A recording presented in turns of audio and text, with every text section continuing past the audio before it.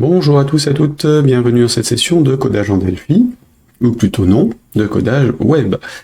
J'ai mes habitudes, mais non, aujourd'hui on va faire du développement web sur un projet de site de loterie, puisqu'en fait j'ai des choses à faire gagner par rapport au Delphi Summit 2024 qui aura lieu du 13 et 14, enfin, le 13 et 14 juin à Amsterdam. Donc on va faire du web aujourd'hui et du coup on va partir à zéro en fait sur un projet complet. Alors, l'idée est la suivante. Donc, on va faire un site de loterie qui va permettre de gagner des lots, logique. Sur le principe, on est tous sur le même principe que d'habitude. Enfin, c'est un truc gratuit, inscription directement sur le site, tirage d'un numéro, et puis à la fin, on choisira les gagnants. Le démarrage du concours, ou plutôt de la loterie, sera demain à 13h. Et la clôture le mardi 28 à 13h aussi, sachant qu'il y aura une entrée pour le Delphi Summit sur place ou à distance, selon si vous pouvez vous déplacer ou pas, sachant qu'évidemment ça n'inclut pas les frais de séjour. Et j'offrirai aussi des mugs pour les personnes qui sont en Europe dans la première tranche, et puis des accès zone abo à une bonne partie des participants. Voilà, donc des trucs plutôt destinés à des développeurs Delphi ou des gens qui ont envie d'apprendre le Pascal et développer avec, ou ont envie de rencontrer d'autres développeurs évidemment, sur l'événement sur place.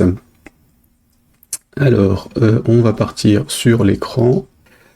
Donc j'ai créé un nouveau dépôt évidemment sur GitHub, sauf que là il sera évidemment privé, puisque je vais y coller aussi les templates, enfin je vais y mettre complètement le site dessus.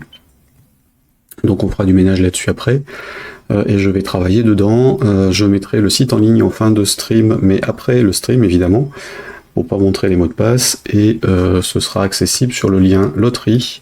Sujet du jour, c'est donc ça, un système de loterie avec, pour la participation, juste une saisie d'email, choix d'un numéro, puisque c'est l'utilisateur, enfin le participant qui va choisir ses numéros, ou en tout cas qui validera le numéro qu'il choisira, en tout cas c'était l'idée.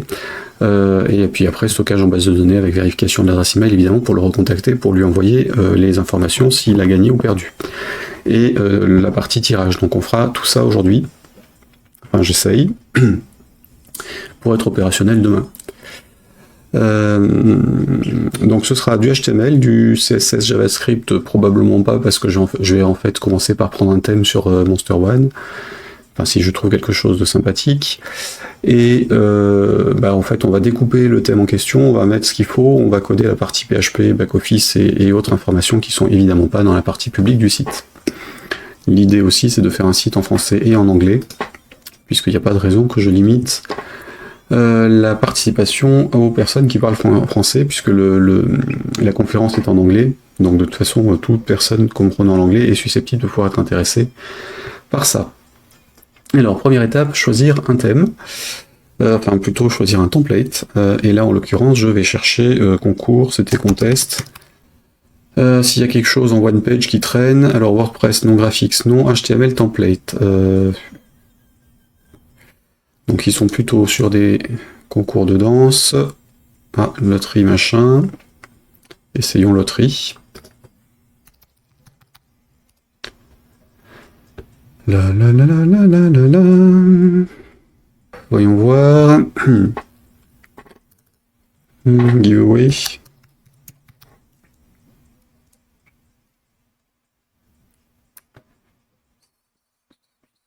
Alors, évidemment, en termes de graphisme, il y a plein de trucs, mais je vais pas m'amuser à refaire un thème à partir de là. Donc, des trucs avec des boules de billard, ça va pas le faire. Giveaway, il me sort encore les trucs de loterie. Ouais.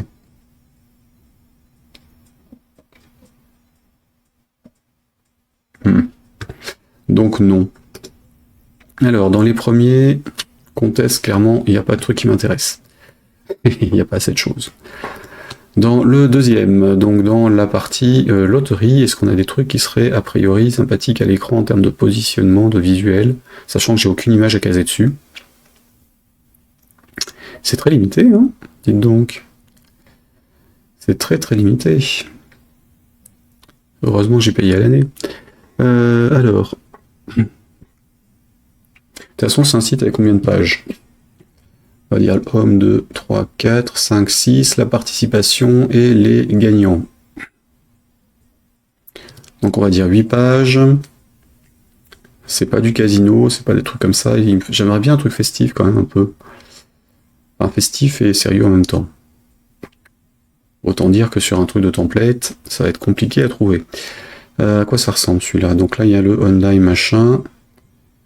Le 25, 53, 26. Et celui-ci c'est le 27. On va essayer celui-là.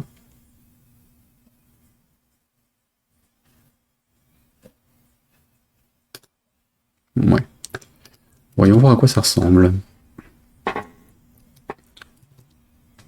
Bon, on est d'accord qu'il a publié le même 2 fois. C'est de plus en plus courant sur les trucs en paiement forfaitaire. Un peu idiot, mais... Et c'est devenu la foire côté Adobe Stock d'ailleurs. Hein. De plus en plus de trucs sont redondants. Enfin, ça vaut plus rien en fait. De l'autre côté, il gagne rien. Donc c'est logique. Alors là, c'est du React.js. Je n'en veux pas, merci. Et celui-là... Peut-être la différence en fait. C'est la version HTML ou la version normale. Enfin, la version normale ou la version React. Donc ça, ce sera la version HTML. Donc d'accord. C'est pas le même. Et donc, ça ressemble à quoi en live? Oui, donc là on est sur la démo, ok, on a la page d'accueil qui ressemble à ça, about, on a du blabla, des trucs là-haut. Ouais, c'est pas folichon, hein. C'est pas folichon.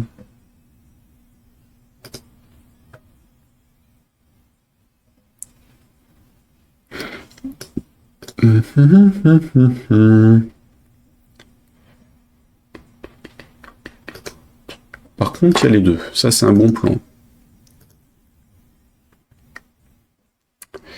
C'est un bon plan. Des petites animations.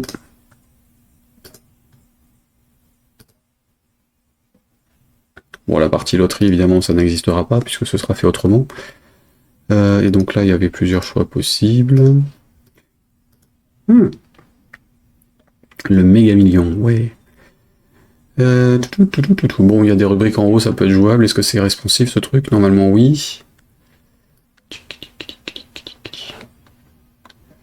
Ok. Bon, partons là-dessus. Je suis pas fan, mais partons là-dessus. Par contre, tu auras deux doubles de travail à faire, puisque le choix de thème, selon comment il est géré,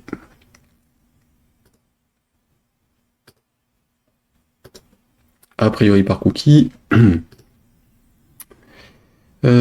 Inspecter, inspecter, inspecter. Les cookies sont dans stockage. Ah non. Stockage local. Ouais, il faudra juste le passer en session plutôt que en stockage durable. Ok. Enfin, c'est vrai que les cookies, là, en l'occurrence, il n'y avait pas de raison. Il n'y avait aucune raison que ce soit du cookie. Donc, ça, c'est quoi? Oh, it works, ok. Ouais, si, allez, partons là-dessus. Donc, je prends une licence.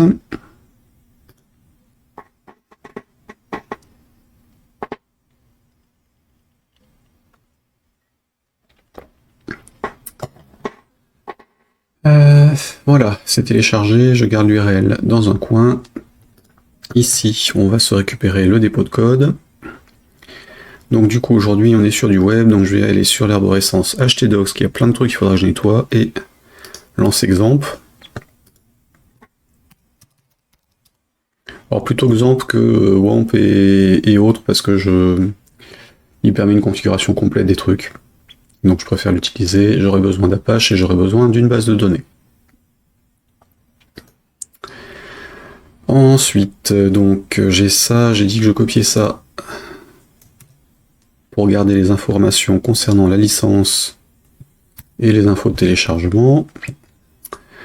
J'ai besoin de ça, bah non, j'ai plus besoin de ça, et j'ai plus besoin de ça non plus. Le dépôt de code.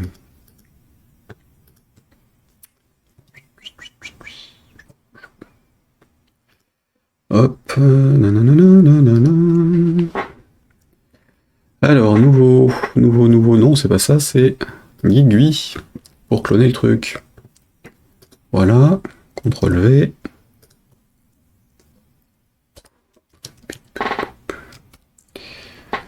Appelons ça loterie Dev Pascal, DevPass 2024. C'est vrai que le dépôt, je l'ai appelé Delphi Summit pour m'en souvenir, mais en fait, c'est pas une loterie pour le Delphi Summit, hein, c'est une loterie du maire général, dont un des lots est un pass pour le Delphi Summit. Donc, branche main, comme d'hab, et je ferai les soumissions à la mimine à la fin. Donc là, hop, le dépôt perso, j'ai pas envie de détailler les infos. Épingler à l'accès rapide, ouais. Voilà, et donc j'ai les sources du projet dans SRC. Je vais avoir un changelog éventuellement, comme d'habitude. Ça, je vais quand même le faire.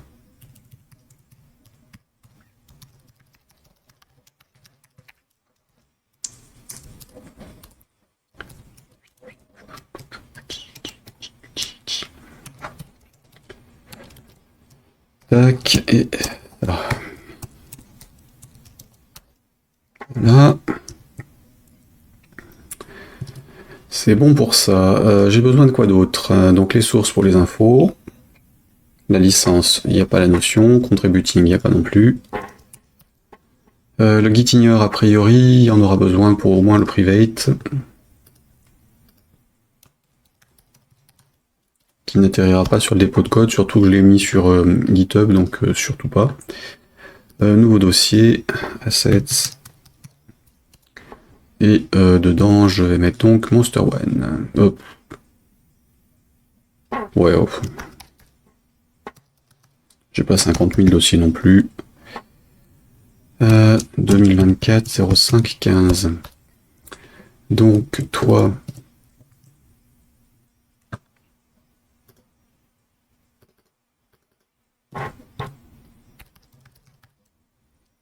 licence, c'est en français. Voilà, je récupère le zip récupéré par ça.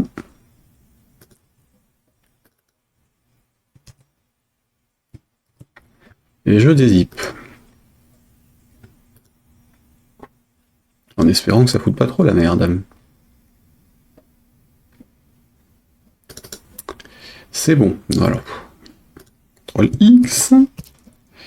CTRL V. Toi, tu dégages.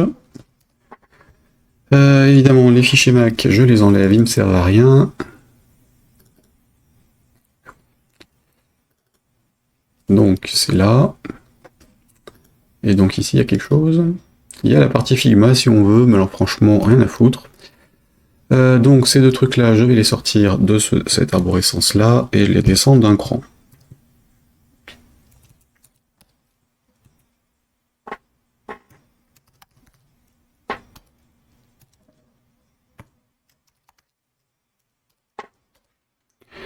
Voilà, donc normalement le site il est là, j'ai les assets avec les trucs habituels que je vais virer ensuite, parce que je m'en servirai pas, et la doc qui ne sert strictement à rien quand on sait ce qu'on fait, enfin théoriquement.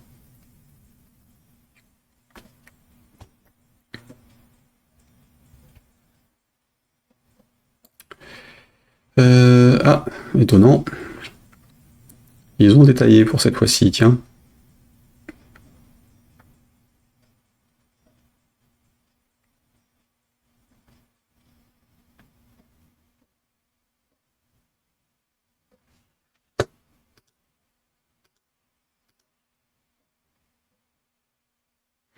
Donc ça ok, logotype. Dac, bon, donc ça c'est bon. J'aurai mes fichiers. Donc première chose à faire, c'est évidemment de récupérer le contenu de ça et de le foutre dans mon arborescence de travail. Donc les sources du site seront à la racine. Bon, évidemment, je vais faire du ménage après. Hein. Je vais en identifier les sources et autres infos qui me servent. Là, c'est bon pour ça. Je peux fermer celui-ci. Donc là, achat licence pour template du site depuis Monster. Monster One.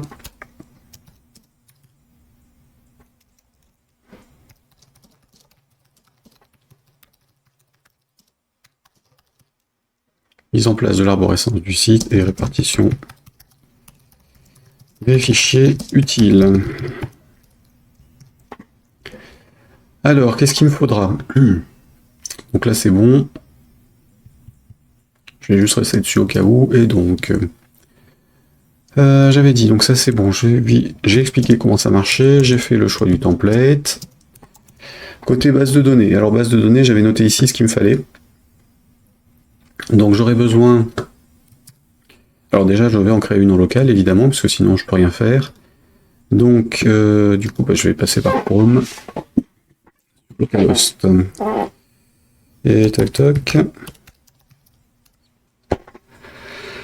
Voilà, alors phpMyAdmin en local, je vais me créer une base. Et on va dire loterie 2024.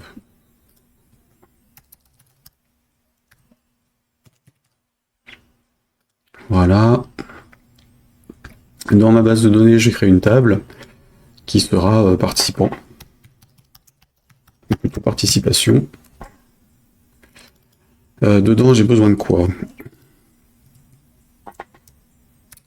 Donc ID.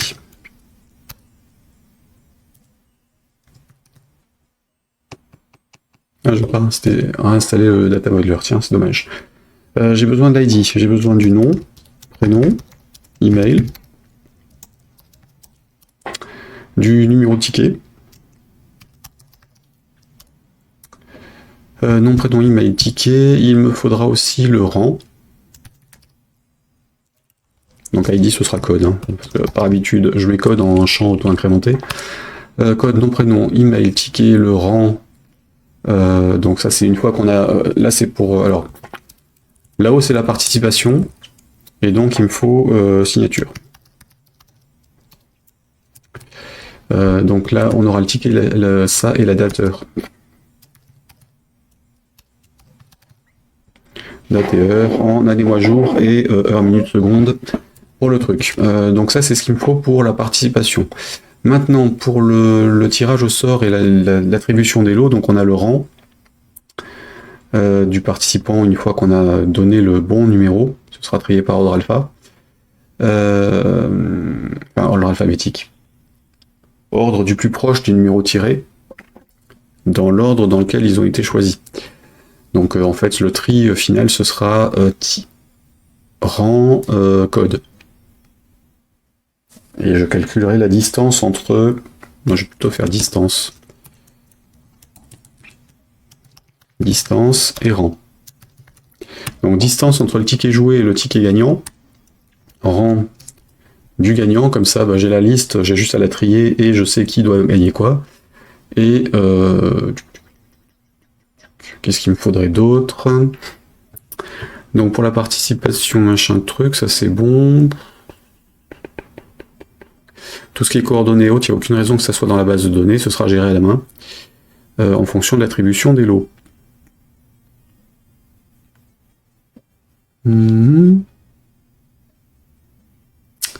Ça c'est bon, la signature du truc.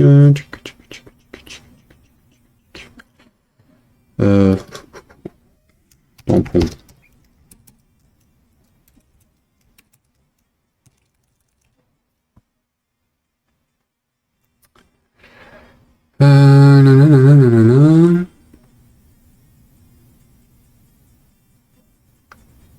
Ouais, c'est tout. Donc ça, c'est pour les participants.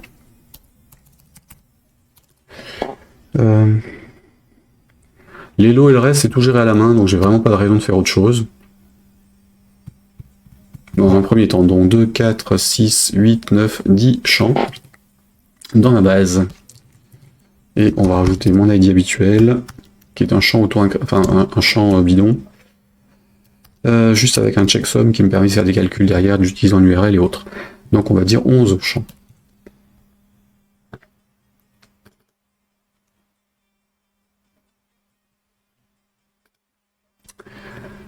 Allons-y. Donc j'ai dit code integer, auto-incrément. Donc ça, on s'en fout. Attribut, donc on a dit rien, nul, index, primary, auto-incrément. Ajouter un index, oui.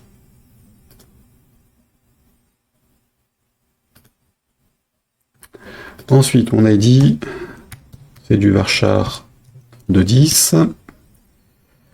Ensuite, nous avons nom, prénom.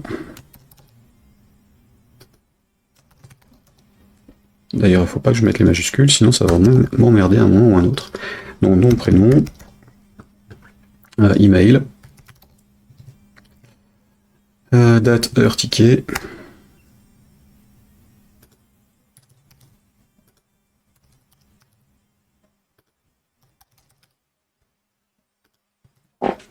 Date, heure, ticket, tampon. Et ensuite, j'ai la distance et le rang. Alors, code c'est int, varchar pour l'id, le nom on va dire du varchar 255, ça laisse un peu de marge, là pareil pour le prénom, et pareil pour l'email. Attribut machin, donc là le note nul, non c'est bon, de toute façon ils seront forcément renseignés. La date c'est donc du caractère de 8.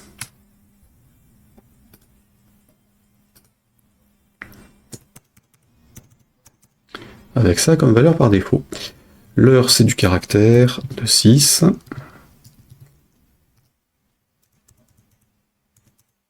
Voilà. Le ticket, on va laisser l'entier. Donc ce sera sur 6 chiffres. Et valeur par défaut 0. Valeur par défaut 0. Le tampon, ce sera du varchar 255. Et vide par défaut. La distance, c'est l'entier. Qui peut être... oui, qui peut être plein de choses. Donc on va dire 0 en distance. Et le rang, c'est l'entier aussi qui sera à 0. Sur les alphas, je ne sais plus s'il fallait mettre les apostrophes ou enfin les guillemets ou pas. Donc là, par défaut, il n'y a rien. Ici, c'est de l'auto-incrément, on n'a rien à mettre. Le nom, le prénom, on va dire rien. Par défaut, même si il doit être rempli, ça évite les nuls et notes nulles. Avec ça, je devrais être tranquille. Et donc enregistrer. Voilà. Ça c'est bon, on a bien les informations dont j'ai besoin. Donc là, j'ai ma table. Du coup, je vais exporter ça. Non, c'était exporté. Et rapide machin, ligne SQL, ok. Et donc, hop.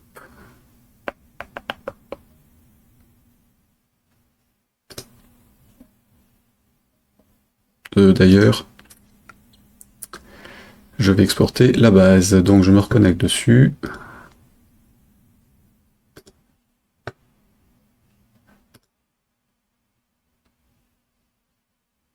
Pourquoi il me fout là, lui? Donc on va dire ici.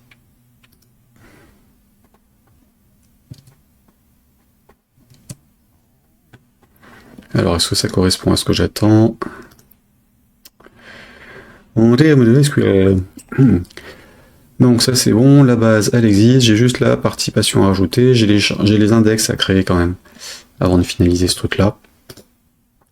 Donc les index, j'ai évidemment l'index classique par code auto-incrément, c'est logique.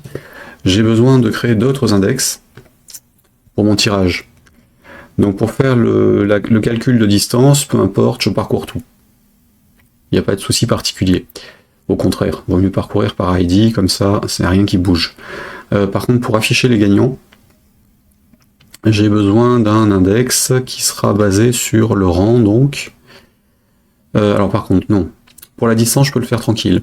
Ensuite, il me faut que je parcours les trucs par rapport à la distance. Donc, j'ai besoin de la distance du code pour savoir dans quel ordre ils ont été faits. Salut Lanmou, bienvenue. Donc, distance et code, ce sera un index avec deux champs, donc. Non, c'est pas ça que je veux, c'était créer machin, donc